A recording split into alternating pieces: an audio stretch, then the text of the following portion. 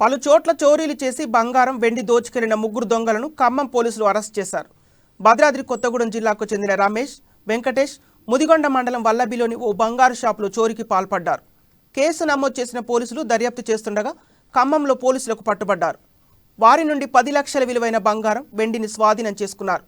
మరో చోరీ కేసులో రంగారెడ్డి జిల్లాకు చెందిన విజయ్ని అరెస్టు చేసి 6 లక్షల విలువైన ఆభరణాలు స్వాధీనం చేసుకున్నారు. 2 ఘటనల్లో 16 లక్షల రూపాయల విలువైన బంగారం, వెండిని రికవరీ చేసినట్లు పోలీస్ కమిషనర్ విష్ణు వారియర్ తెలిపారు.